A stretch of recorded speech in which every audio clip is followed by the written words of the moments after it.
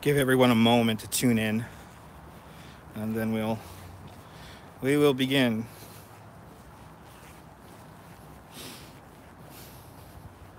I'm not gonna lie, I'm pretty stressed about this. Who is the one person watching right now? Tell me where you're watching from. Let me give you a shout out. We got 2 people watching. Good to see you, Jason. Got 4 people watching. Good to see you, Griff. That's 2. Good to see you, Cheryl. Hugs all around, Cheryl. Good to see you. Good to see you, Lori. Good to see you, Jamie. Thanks for the kind words, Jamie. Good to see you. More people watching than commenting, but that's all right. That's all right. Good to see you. Gary's up here in the first time in ages. Good to see you, Gary. Good to see you, Amy. We're going to have a little civilized... No, actually, I'm not okay.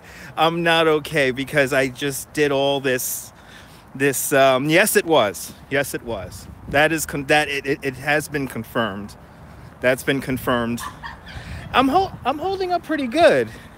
I'm holding up pretty good, but it's just a simple fact that, you know, my helicopter was one number away. So I flew up in, what was it again? It was LH351, and then the one that crashed was LH350. It was the exact same. Well, you can't do a parachute in a helicopter, Laurie. You can't do a parachute. So what I'm going to do with this video here is I'm going to try to explain to you my experience. And there's a video I did right after we flew in the helicopter ride where I was in the Uber explaining what my experience was, and it was so fresh in my mind. So please feel free to go back to that. But I'm going to explain again what was it like to go up, because you're going to be hearing, I have a feeling tomorrow morning when people begin hearing the full story about exactly what happened and why did the pilot survive and why did the 5 so far. And the only silver lining in this whole thing is, all right, so out of the 5 people so far, 2 are confirmed dead, 3 are unconfirmed dead. They could be just horribly injured. But New York 1 had some pretty good coverage of what the hell happened, and it gave me some food for thought about what exactly happened. Good to see you, Star. One thing I never understood, yeah, the 3 are in critical, so not dead, but not in really good state anyway. You know, when they strap you, so for people who don't know what happened, so FlyNYON, if you're wondering about, if you're reading the title here, what is FlyNYON? FlyNYON is a helicopter tour company, a photographic tour company, and they offer what they call the doors open flights, where you get your hashtag shoe selfie, which I have a shoe selfie, over the beautiful city of New York or Los Angeles or Las Vegas. And so the door is opened up and you're hooked up to a 5-point harness. Now this harness they put this on you before you get out to the helicopter fairly tight, like it is like on you. And then before you enter the helicopter, you are given a flotation device. And in the flotation device, think of like a pillow. Think of like a plastic pillow right on your tummy. That's exactly what it is. Now, here's the deal. For me, the scariest thing of the entire experience, yeah, the doors were open. The doors were open. You got to understand that. So how it works is it's a pilot. You have a pilot and then you have 5 passengers. 1 passenger sits next to the pilot. They call that like the adventure seat or something like that. And then you have the people in the back. And the people in the back, it's 4 people behind you. And what they basically tell you to do is once you get up in the air, to tell everyone, okay, you can now slide out. And what they do is they give you, it's a harness. So you have a point on your very middle of your back that connects you physically to the helicopter. Now, once they lock this on you, you could feel it.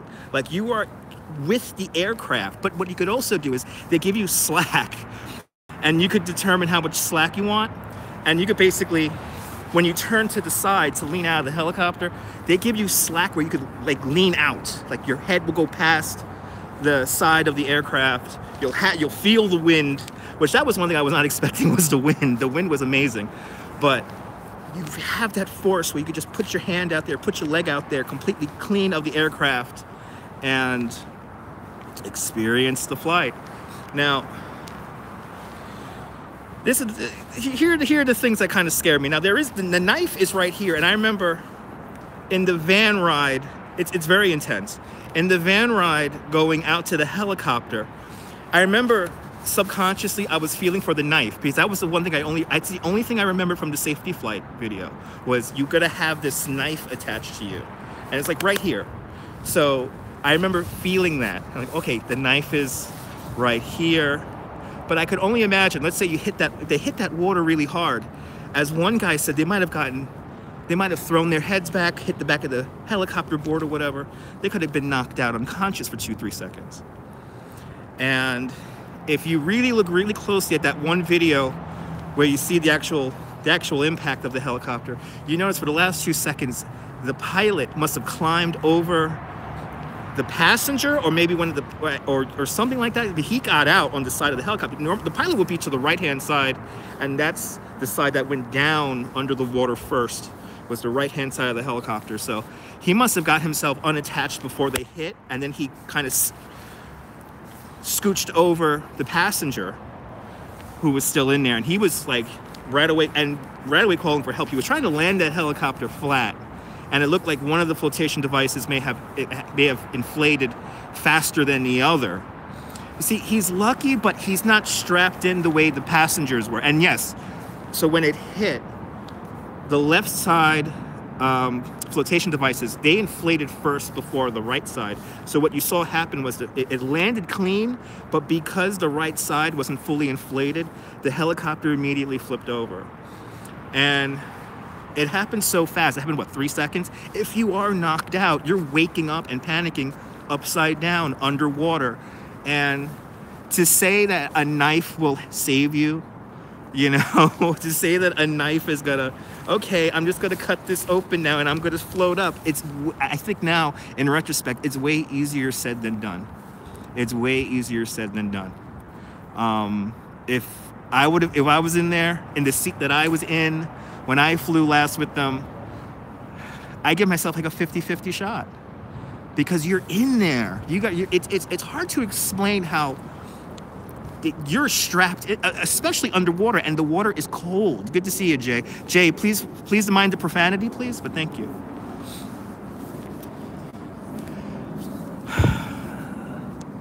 But will I do it again? Now, I do have a reservation with them. Yes, you got to have the presence of mind to cut yourself. Exactly. And these people, especially the people in the back, they had to have panicked. They had to have panicked, because you're just strapped in there, and then they might have been jostling around. They may have got tangled up with each other, you know? When the fire commissioner said they were strapped in safely, who knows what that scenario is when the thing flips over, you know? And it sounded like they had an engine malfunction. Now I'm going to talk about now some things about the company itself that are now making me think. So they operate these helicopter tours all around the country, and then they offer some special flights down in Miami. And oh yeah, don't get me started about that, Jamie. Yes, exactly. It's not living. And I will fly with them again. I am going to fly with them again. But we'll get to that in a second. But the things that make me think about the company now are, where do these helicopters fly? And what I noticed is the tail number that I flew in, and the tail number the helicopter that was involved in the accident tonight was, those tail numbers, if you look at their Instagram, those helicopters have been everywhere. I'm talking about they were in Miami, in Vegas, in LA. So these things are going all over the country. These helicopters are flying thousands of miles. And then when they come here to New York, they're like workhorses. They got to do 3 flights a day. So they're getting up and up and up and up and down, up and down, up and down. So these planes, these aircraft, these helicopters have been thoroughly used. Now I'm not saying that the maintenance staff doesn't do a good job. And I have to say personally, the flight that I went on, the pilot was unbelievable. The pilot mentioned the pilot mentioned that none of the passengers on my flight, we didn't step on the flotation devices. Evidently, lots of people step on the flotation device to use it as a step to get into the helicopter. We didn't do that. He noticed that. But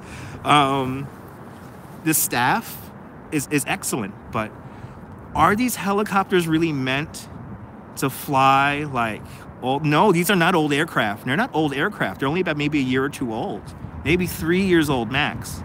But I'm saying the distance that they have to fly, all the jobs they're doing, are they really meant to go? Thank you so much for the super chat, Cheryl. You know what I mean? Like, you know, if they're going from LA to Miami to Vegas, and then they come back to New York, then they're in New York, and then they're flying like 3 flights a day, 2 flights a day. You know what I'm saying? Like then you have that time in between when they're on these. Like how often are these helicopters are allowed to rest? Really? So I encourage everyone, you know, and I'm not just talking out of my ass here. I encourage everyone go to their Instagram and look at the tail numbers. LH350, LH350, and LH351. 351 was the helicopter I flew in. 350 was the one in the East River tonight. And look at where they've been. They've been all over in the last year. So these are things that you have to take into account. And in retrospect, are they flying these helicopters too much? You know, yeah, well, I think it is done very regularly and very well, because just looking at the operation, they obviously have plenty of people, but are the helicopters physically able to do this kind of stuff? Like, are they really meant to constantly fly thousands of miles in different environments? They got to go from a dry environment out to an arid environment, out to a tropical environment, back up here to the cold here in New York. And they're doing this within like 3-month spans, you know? It makes me think. You know, I am not educated at all in aircraft mechanics or anything like that, but these are things that make me think. But I will be flying with them again. I do have a reservation with them, and it's coming up next month. And I may push it back a little bit to see how, well, I may be forced to push it back. You know, so good to see you, Norm. So yeah, I will be flying with them again. That's I'm committed to do that still. I trust the company, but I want to see how they're gonna handle it. And other people's stories too about flying with them, because I know stuff's gonna come out. I think the thing that's gonna freak everyone out tomorrow is when the news comes out that these people were strapped into the helicopter with a 5-point harness, and they were meant to be in the helicopter with the door open, hanging out the side, taking pictures. I think that's going to be all over the news, and you're going to see the stupid comments like, "What if they dropped the camera?" And like I said, when we flew on that thing, everything was strapped to you. So you're going to hear and see a lot of stupidity on Twitter and on the news tomorrow. Absolutely, Jamie. You never know; it could be a million things. So you're going to see the news. I'm telling you, tomorrow morning, the news is going to, and people on Twitter are going to be freaking out by the fact that the doors and the people. That's the thing, Lori. That's the thing. Who knows? That is the big thing. You see, here's the thing about the doors open flights and the experience that FlyNYON really gives you. Compared to the other tourist flights, compared to the tourist flights that leave from Pier 6 in Lower Manhattan, the FlyNYON helicopter flights are actually quite cheap. They're only, they're about $200 for a 15-minute sunset flight where you hover right in front of the Statue of Liberty. And I have been in a helicopter before with the doors closed. It's something very special having the door open and having nothing. It's hard to equate. And exactly, some choppers don't have doors. Exactly. This chopper did. The chopper did have slide doors, so it obviously flies sometimes with the doors closed. But this is one of two companies. FlyNYON is one of two companies that is allowed, and actually Liberty, the company where, so you have FlyNYON, and then FlyNYON leases their helicopters from Liberty, and Liberty Helicopters is the people who actually own the helicopter. They run those helicopters out of Pier 34 and 34th Street and Pier 6 at on the east side by Wall Street, and basically what they're doing is they're borrowing their so FlyNYON's borrowing Liberty's helicopters, and they're one of two companies. So Liberty's the other one that they have a license to actually fly over the city. All the other tourist helicopters, they have to fly over the rivers. So you have that unique experience where you could go over Central Park. We went over the World Trade Center. Flying over the World Trade Center is something I'm never going to forget. But now in retrospect, I'll have to be a little bit more cognizant and more focused at the situation at hand in case anything could happen. Because obviously the way these people fell out of the sky, they had warning. They had time to get ready. They had time to prepare. They knew they were crashing. It's terrifying. It's terrifying. It's terrifying. But you know, who knows? They may. I'm thinking you get to see a big deal. You get to see a big foodie-doo made about people who want to not have these flights with the doors open. I think you're going to be seeing that. I think you're going to be seeing that. You're going to see people come out of the woodwork who haven't really seen the experience or seen the crews who do this, and they're going to have their little say, and they're going to be totally inaccurate about what they're saying. Again, you're going to see people crying tomorrow. What if they drop their camera? Everything is attached to you, like at least 2 points, and then to top it off, before you get into the helicopter, the pilot personally inspects everything attached to you, and then they attach the flotation device. And if anything, the flotation device is kind of bulky. In retrospect, thinking about that flotation device, it's like this big pillow on your belly. And did they inflate when they were still trapped in, locked into the seat? You know, like that could have been a hindrance to them getting out of the helicopter. Yeah, you know, if they would have been ready to immediately exit the aircraft the minute that thing, let's say they actually did figure out how to unattach themselves from the helicopter from behind, from that hard connection they have there. Yeah, they probably would have survived if they would have just been ready to do it. But I have a feeling what happened was it happened so fast, and the people just, again, I wouldn't know how I would react if I was in that situation. I probably would have panicked too. I probably would have, if it happened fast, I probably would have panicked. But then again, there's other little things that I think I had an advantage on my flight in particular. We all have the headphones in, right? So we're hearing our pilot talk to air traffic control the entire time when we take off, everything. And because I fly the stupid flight simulator, I knew exactly what the hell he was doing. So I knew when we were going to take off. I knew when we were going to go up in altitude, down in altitude, turn around. And who knows, I might have, I think the flotation device may have been a hindrance, though. I think the flotation device may have been a major hindrance with these people getting out. Because it might have engaged before they even were able to cut themselves or even get to their knife. And that was the other thing. The knife is inside a pouch. So when you're panicking, you're trying to look for this little lip to pick up. Who is to say, well, I would have been able to get the knife? You know, probably, again, I can't, I'm probably saying not. I'm looking in retrospect like probably not. I probably would have freaked the fuck out. Good to see you, Denise. So yeah, but I will fly with them again. I will fly with them again. We are going to do it again, but let's see how the investigation goes out. I want to really see how the media plays it, and but yes, am I shaken up? Absolutely. To know that my aircraft was one digit away from the one that crashed, yeah, you know, your favorite YouTubers and vloggers have probably flown in these helicopters, and these helicopters owned by Liberty are leased by two companies, FlyNYON and Blade. So these are the same helicopters that also take people, they ferry people from Lower Manhattan or the West Side over to the airports. So these helicopters are workhorses. These helicopters do a lot of different tasks. And then now really looking at their Instagram, these helicopters have been all across the country. All across the country. They got miles in. They got heavy duty miles in.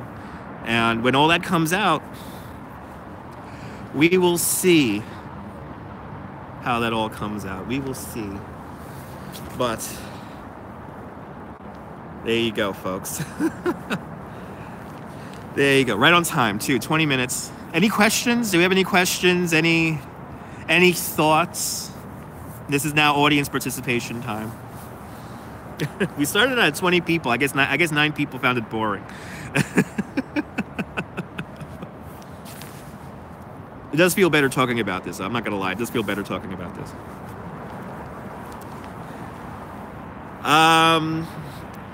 For the people who are naive and only think about movies, yes. Life is much more complex than a movie like that. So please remember that. I appreciate that, Laurie. Yeah, exactly. An aircraft is really not as important as maintenance. That's true. That is true. Nighty night, Denise. Yeah, that is true. I'm just wondering though, like these are like helicopters. Like they're dynamic. They're like they're not like aircraft with jet engines that they run all the time constantly. This thing shuts down, starts up, shuts down, and it has like really short cycles. You know, like 20 minutes, a half hour. 2 hours, and then you have it running for like, oh my God. I would love to know how long it takes to fly a helicopter from, let's say, New York to Miami. Like, does that take 2 days? A day and a half? Like, how much rest do these helicopters get? What I'm thinking is how much rest they get. Everything, exactly, Norm. Everything has risk. The minute I cross the street over here, I mean, I have a risk. So it's a higher probability I'm gonna get hit by a car right now than crashing in a FlyNYON helicopter. There you go. Wow, 200,000 miles in a personal plane. Wow, that is crazy. Yeah, there's so many variables though. Around 6 hours. You think 6 hours in a helicopter? You're gonna have to stop. I know a helicopter doesn't have a big enough tank to refuel. Well, to have enough fuel to go nonstop. So you're gonna have to. Man, I can see that 3 hours. Yeah, I can see that 3 hours, and then they hang out, get some gas, and then I could see that to get to Miami. Oh, it's crazy. I feel so horrible for the families. Horrible for the families. There was the bush planes. I always wonder about that. Up there in Alaska, where that's the only way to get around is to have these planes. And, you may be in the middle of nowhere and you got to like make your own part to get home. And if you don't make your part to get home, you starve to death. It's 4 hours from Chicago. Okay. Well, remember that a helicopter doesn't fly as fast as like a plane. So, but I'm thinking 6 hours, 8 hours to get from New York to Miami. I could see that. On a plane to get from New York to Miami is about 2.5 hours. So I say double it, almost triple it. Yeah, add time, speed. Feel horrible for the families. I mean, again, all I keep thinking about was what was that like when that stupid thing flipped over? I mean, it's terrifying just thinking about that, like being jostled around like that, attached to that stupid helicopter. Horrible.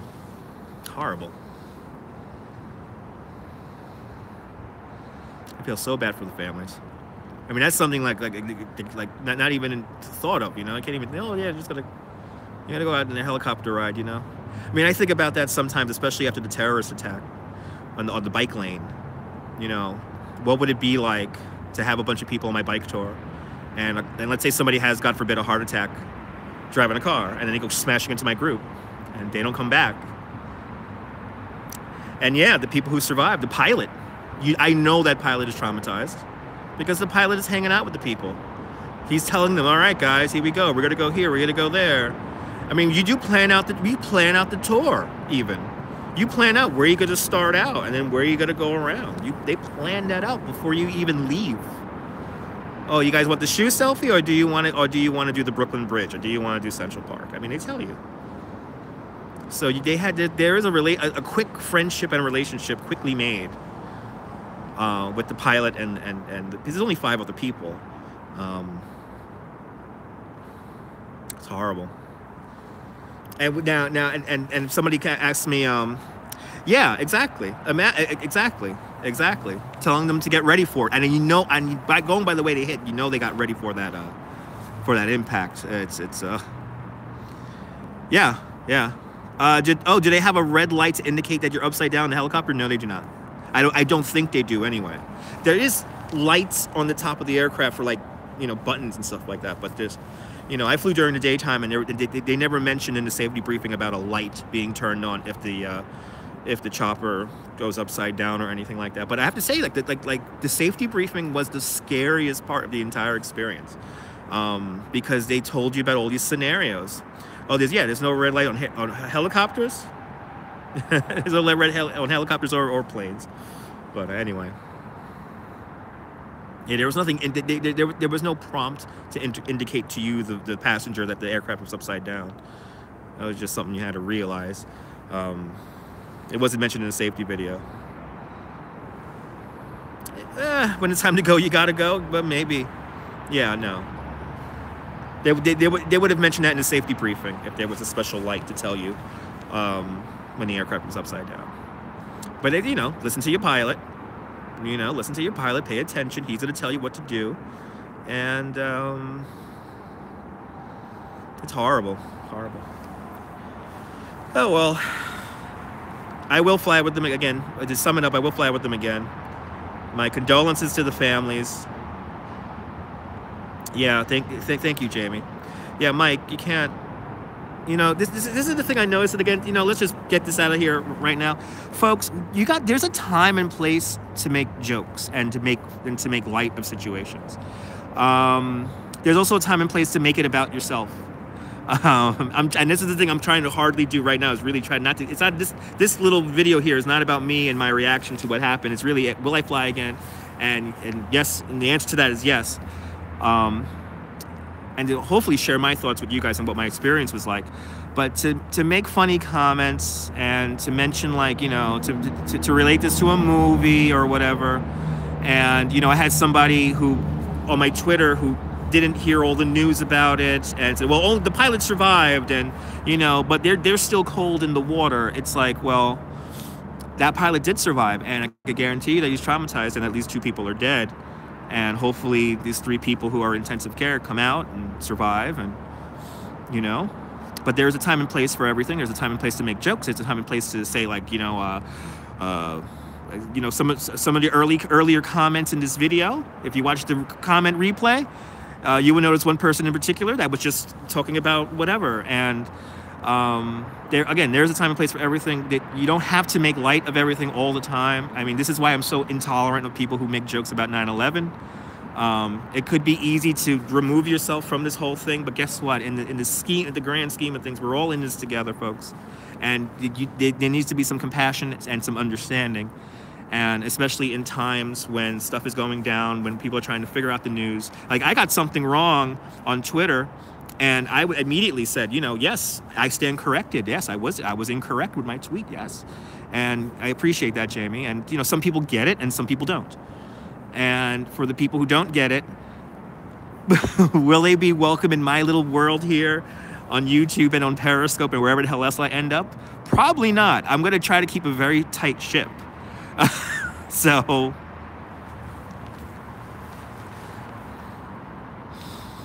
it's common decency. It is common decency. And I didn't understand that. Well, yeah. Oh, you get that when universe calls. Yeah. But but it's like, we all know that. We all know that. But you know, life is not like Final Destination or anything like that, folks. Life is not like Final Destination. Life is not a movie. Life is life. Anything could happen at any time. Like I said, good to see you, Guy Heyman. Again, like, this makes me remember again about the terrorist attack on the West Side Highway, where I tried to be serious on Periscope, and I had that one person who had to just throw up stupid emojis. And exactly, Jamie. I don't know what you get out of that by saying something like that just after somebody died. But, you know, I think about it all the time. Like, let's say somebody has a heart attack driving their car, and they slam into my bicycle tour, and I'm the only one who survives. And I have to explain to these families, why did I survive and why did they die? Why did they die? Or especially when like a guest, and for adults, we don't make helmets mandatory. So when a guest doesn't want to wear a helmet, you know, I think about that. I think about that for 2 seconds. And I'm like, I better be good. I bet the streets better be quiet. And I'm not going to lie, it stresses me out because I don't know what's going to happen out there for the 2 hours we're out there in the streets. I don't know what they're going to do. They could get into their own accident. They don't need a car going into them. It all weighs on me, exactly.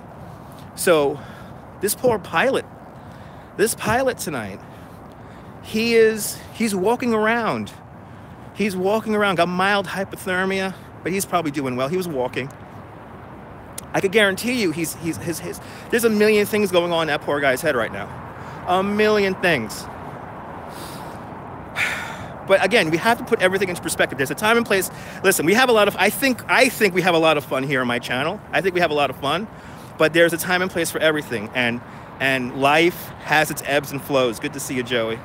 And there's a time to crack jokes and be funny, and there's a time to be serious and pay attention. And yeah, no, it's okay. It's Guy Heyman, it's okay. I'm lucky. I'm lucky that it's not anyone I knew. I just feel horrible for the families affected, especially for the people who lost their loved ones. The time and place for everything, absolutely. My thoughts are definitely with the families, everyone affected. You know, even the pilot, everybody. I hope the 3 people pull through. It shook me up. I'm shooken up. I am shooken up. Oh, again, I keep on thinking about what was it like when you got to say, exactly. You got to put yourself in other people's shoes. Nowadays, nobody really does that. You know, now we're getting philosophical. We're getting kind of off topic here, but we're in overtime now, so it's the bonus time. Well, think about this. When that helicopter flipped over, he saw all those people strapped into that fucking helicopter, and they got taken down with it. It's, you know, nobody could go through that as a trained person who could fly aircraft and not be affected by that. There you go, on the roads of America, and that's really dangerous. Yeah, human compassion and decency needs to be given at times like this. I think at times like this, people tend to, I get it, people want to make jokes, you know, like the Logan Paul video where he went into the suicide forest. But then again, look what I just said. Logan Paul went into the suicide forest. So he was kind of looking for the misery. Is misery funny? Is misery content? Is misery something that should be, you know, like I see people on Twitter telling the guy who had the video, you should have had it in, you know, why did you have it in vertical video? Turn your phone to the side. Well, guess what? He was watching a helicopter crash. So do you think, I think personally, I probably would have shot the thing in vertical video because I had to print out the camera so fast. Yes, there was a chopper crash in the Grand Canyon last week. That's right. Yes. People, there are miserable people who get off on this kind of stuff and who try to take advantage, which is sad.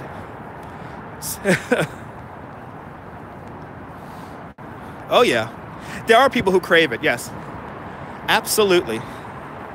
There are people who crave it. It's weird. Again, we live in this weird society right now where people think, yeah, we have become desensitized to the most horrible shit, horrible stuff. And I think this is because of the fact that too many people choose not to empathize and put themselves in people's perspectives and see from the experience, try to experience it, you know? What was it like to be the pilot? What was it like to be Lux? I mean, all I can think about right now is, what was it like to be in that stupid helicopter, strapped in, and then flopping around and, oh, fuck. It's, again, there's a time and place for everything, folks, so. You'll notice, if you watch on replay, you're going to notice the first couple of comments I just ignored. And I'm learning to do that, by the way, nowadays, that if there's something that people comment that is not either adding or kind of contributing to the broadcast, when it's kind of like a selfish comment, I'm probably not going to answer you now. I'm not going to read it. Oh yeah. To see it coming, the way that helicopter was positioned and came down, they knew what was happening. They were getting ready for the impact. The pilot probably briefed them on it. Again, you're hearing the pilot in your ears. So you're hearing the guy do everything. You're hearing him talk to air traffic control, then he talks to you. And so you're hearing the whole procedure. So those people definitely heard the Mayday call in their ear. They heard the Mayday, and then the air traffic control didn't make it out. So they said, say again. So they said again. Oh. Gotta be compassionate, folks. Sorry. If we're gonna make jokes and all that, then it's terrible. It's terrible. It's terrible. It's something that, you're not expecting. It's one of those things that they went into there and they were okay, we're going to get our selfie. And yes, and kudos to the pilot, because going by some of the eyewitness reports, the engine gave out over the city, over like in the 90s in Upper Manhattan on the east side. So people heard the engine go out. One guy said on New York One that the helicopter sounded like it was going to hit his apartment building. So good thing for the pilot, at least he got a thing over the water. And he really did have it lined up to land. But again, those flotation devices on the right-hand side were fully inflated, and the ones on the left-hand side were fully inflated. The ones on the right-hand side were not fully inflated. So those flotation devices, even though they were meant to be a safety device, I think contributed to this disaster. And they did have a way better chance of surviving hitting the water. And then, it's funny that the news starts now bringing out all the old stories about what happened. And, helicopters crash, folks. And especially here in New York, one of my earliest memories was there was a news helicopter, and they were doing a radio report. It was the morning rush hour. And it was a female news reporter, and she was live on air, and the helicopter crashed right next to the Intrepid, right next to the the big aircraft carrier over there on the west side.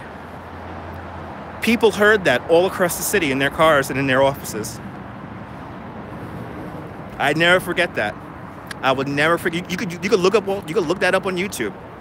It's so sad. It's right. You remember that guy, Hammond? That was like the late 80s, early 90s? Something like that. There was one. Yeah, I think it was a CBS helicopter. I think it was CBS 88. Yeah, I think it was a CBS helicopter.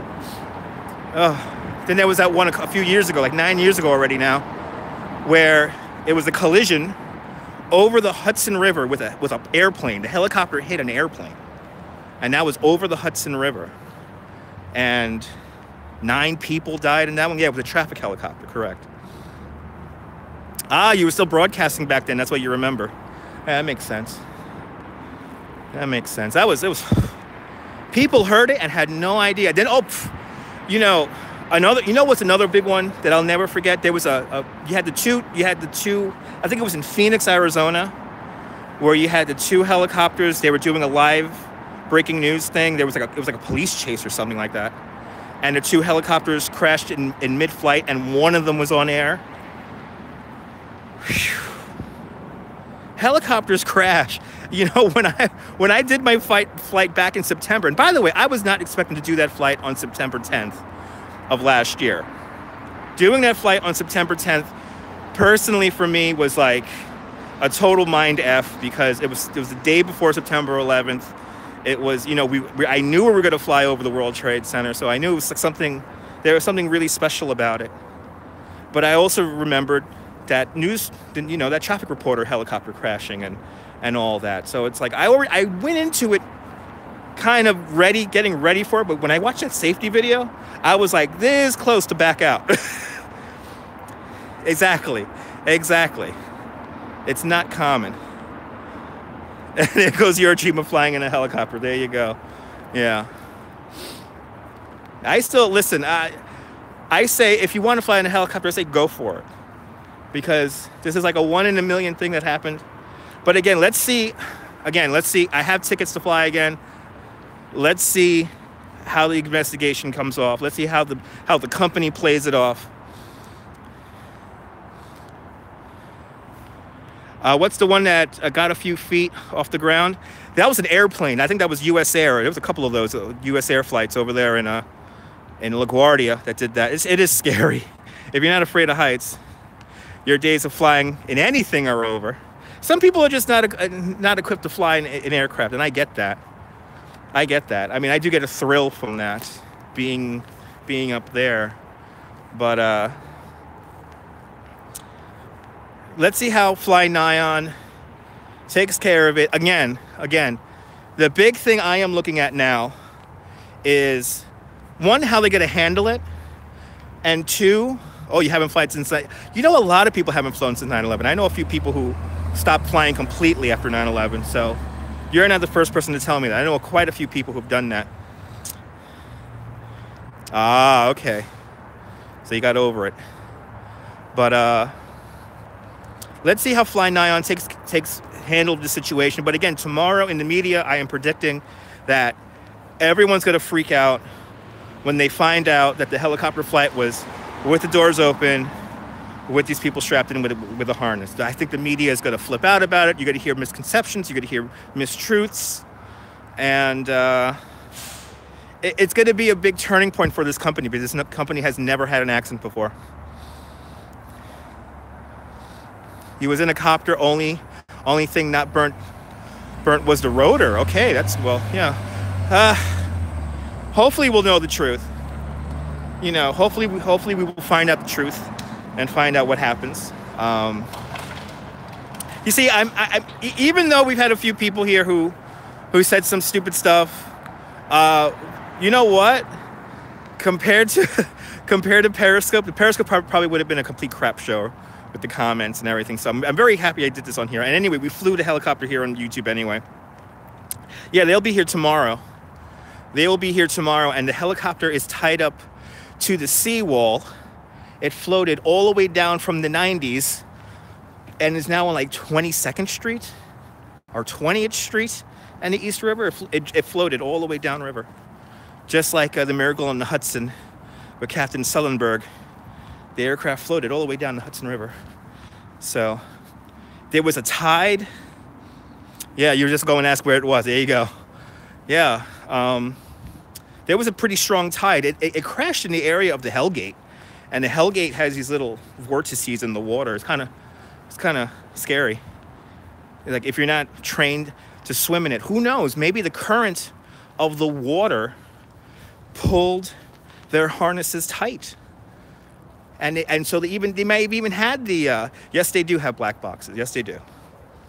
Yes, they do. Some of them, I think some of them don't, but I'm pretty sure most of them do. If not, they definitely have telemetry from the from air traffic control and all that. Yeah, the video of it going down was, so how it worked out today was, I actually did a quite nice sunset video on the High Line. I actually used to say helicopter land, come to think of it. And the minute I got offline, I think I uploaded a few Instagrams, and I saw it on the train, and oh yeah. Well, remember that the rotor is making the aircraft yaw, so it's making it, it's giving it momentum to. You just confused. Well, I just explained it, Joey. This was a FlyNYON flight, so the pilot is not strapped in the same way that the people are strapped in on the helicopter.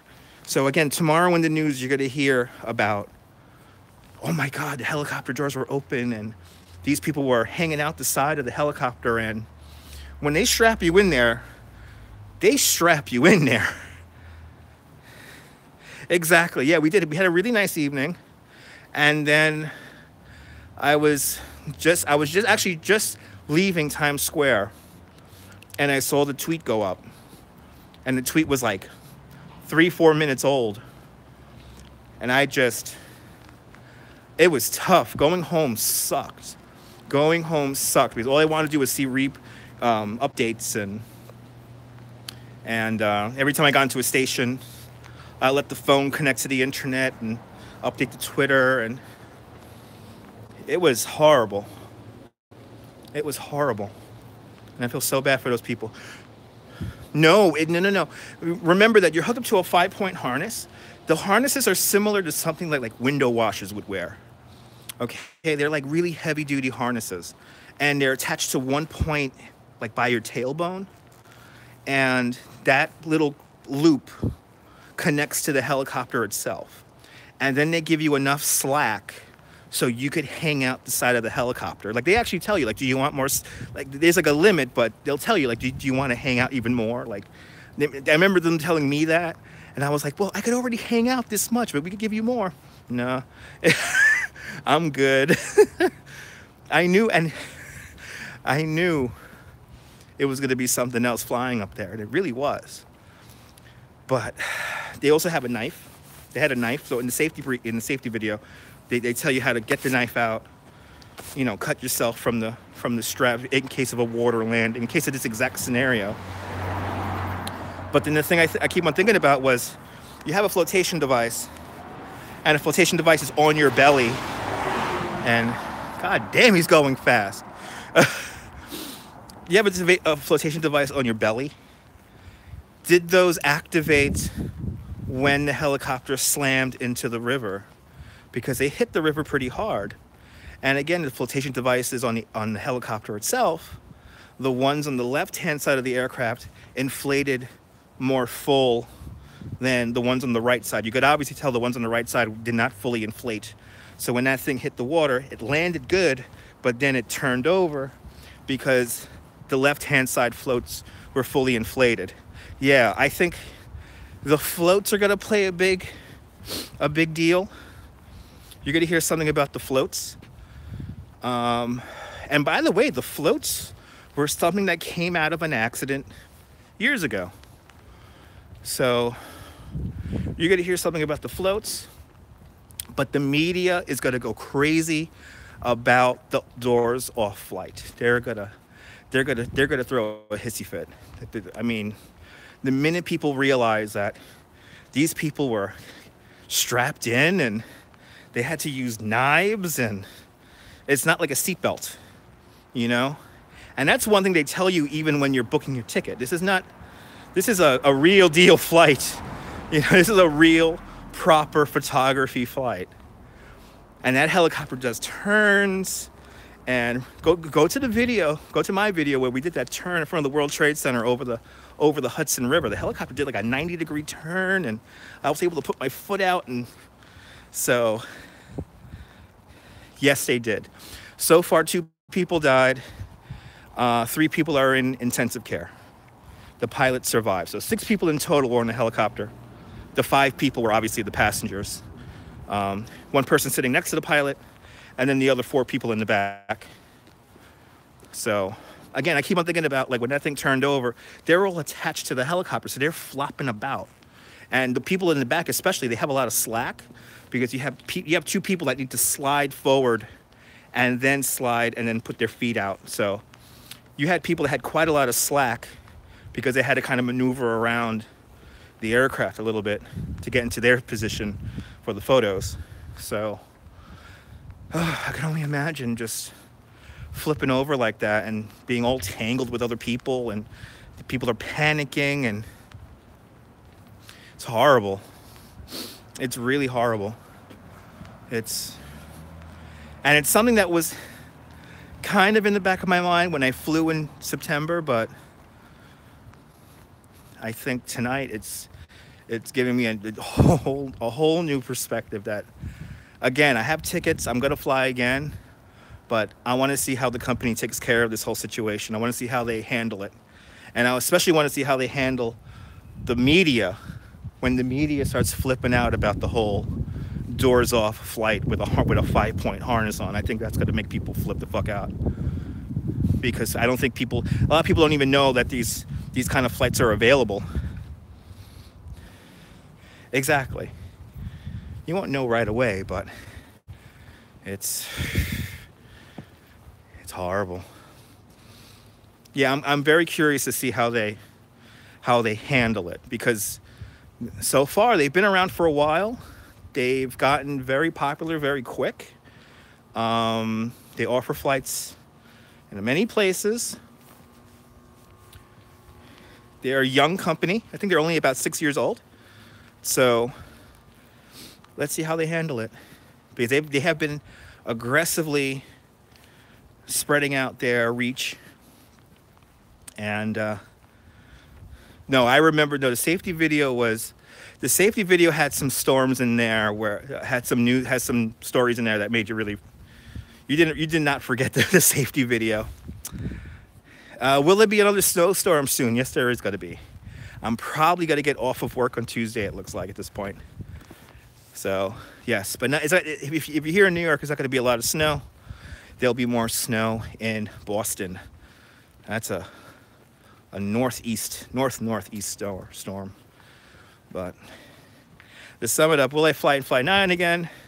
Yes, but I'm definitely watching their response. And yeah, gotta have a quiet night, you know. It's that extended winter. We remember the blizzard of '96 happened in, what was that? That was March 16th, 1996. That happened late in March. So we get snowstorms in April. You don't remember those snowstorms we got in April? This winter's got to be hot. I mean, this summer's got to be hot. So I'm just getting ready for that. All right. Any questions about the horrible thing night? Anything else? There will be weather tomorrow. Yes. I may be on Periscope tomorrow. We may do the radio show tomorrow. Anything else from you guys? Before we wrap this up. Yeah, you do. When you get older, you do forget. Yes, you do. I have fond memories. Yeah, me too, Star. It's hard to process all this stuff, and you know, again, I can't help thinking about those families right now. I can't help think about those families and the pilot, and you know, I mean, again, probably one of your favorite vloggers wouldn't have been that helicopter. Okay, that could have been so many people, so many influential people. You're more than welcome, Laurie. Yeah, no, I needed to talk about this tonight because I was fairly loud on Twitter tonight, and you know, I don't like live tweeting tragedies, but when it kind of affects me, and if I could help get the news out, I'm certainly trying to do that. Oh yeah, no, the pilot will absolutely never be the same again. No, he won't. Again, oh man, you know, that pilot saw those people go down with that helicopter. That thing, and this is the reason why the helicopter sank so quickly, is because the doors were open. I appreciate that, Michael. I try to keep it civilized here. Exactly. It could have been your fave. Could have been a friend. Could have been anybody, you know? You know, I feel, you know, I'm actually thinking about it in the back of my mind, even though I'm pretty sure the guests, the survivors may sue him. Absolutely. That you know, Laurie, that's what I think about my bicycle tour, because I've had that happen to me already. Yeah, a lot of, you know what, Clover? Everything happens in waves, right? So sometimes you don't have too many people dying, and then sometimes you have a lot of people dying, right? So yes, times may be tragic, but you know, hopefully there'll be good times around. But I was thinking about, like, I tell guests to go out on FlyNYON helicopter rides, you know. Hopefully those weren't some people who I told to go out on the flight, you know, last minute. You know, and like I've had somebody sue me already because they got injured on one of my bike tours. And this was a long time ago. This was when I first started. And, you know, of course, luckily they signed a waiver. But some people think that, you know, hey, I signed a waiver. I don't care. I'm still going to sue you. And, but do I think about people getting hurt with me on a daily basis? Absolutely. I always think about that. I always think about that. The minute I leave the office until we have come back and everyone's getting back their IDs, and for those 2 hours, yes, I may be having fun and riding bikes with people, but truth be told, in the back of my mind, I am terrified of, again, somebody having a heart attack, you know, somebody going through a red light. So many things. You know, I've had people have panic attacks because they didn't realize that they were going to be up high on a bridge. You know, like I had to hold people's hands and walk them off the bridge. You know, when I had that woman who sued me, she broke her shoulder, and I tried to be Guy Hammond. You know, I had that woman who broke her shoulder, and I stayed on the bridge for 40 minutes until the paramedics. I had to go off the bridge, bring the paramedics up onto the bridge, on the Brooklyn Bridge, and then take them off.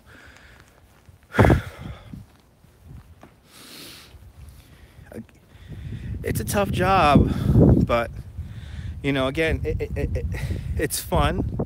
You know, like I could imagine for the pilot, it's a fun job. You're flying these people around. You're seeing. It's all beautiful. At least these people got to do one thing. Let's just put everything into perspective. Those people at least got to see a sunset.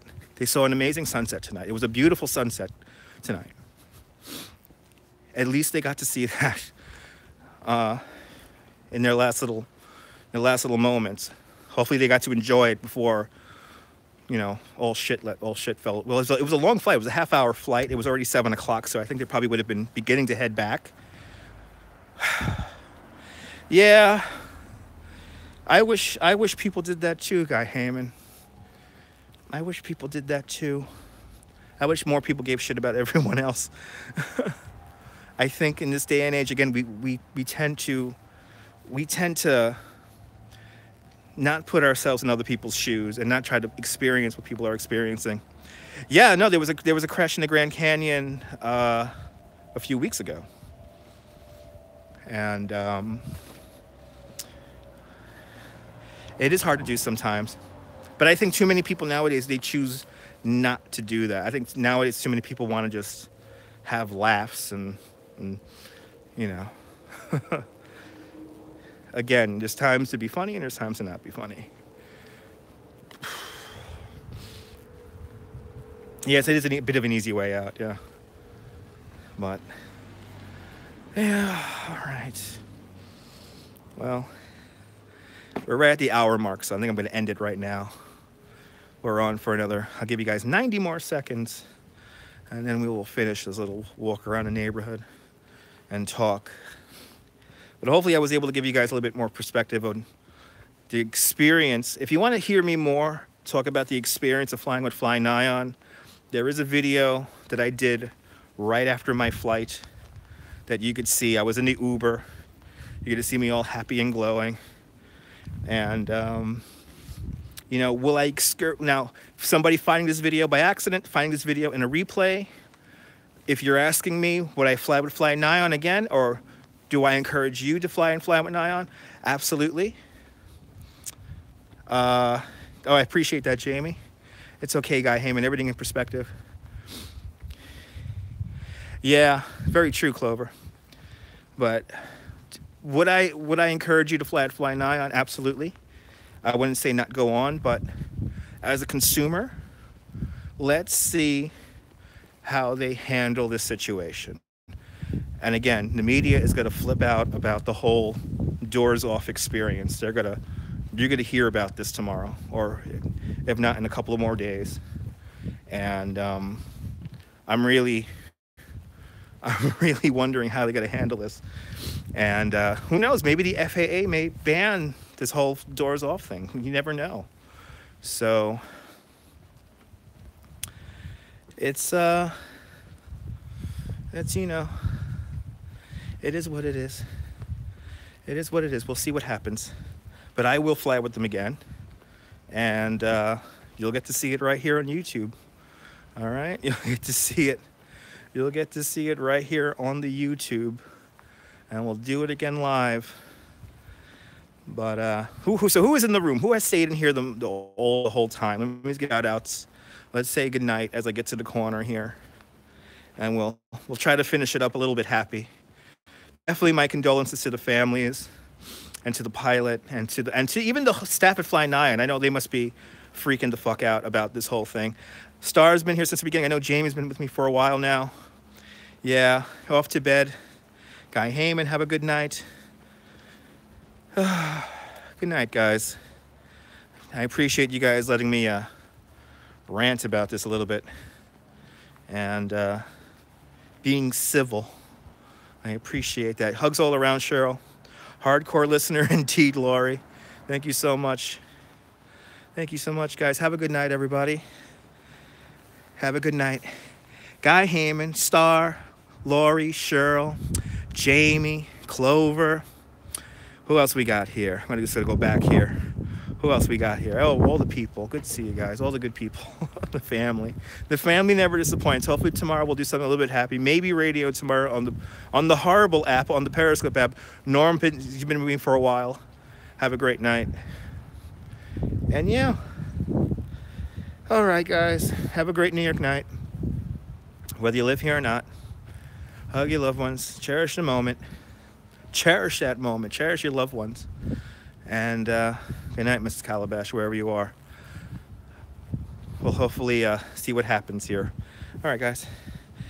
I'll see you guys later.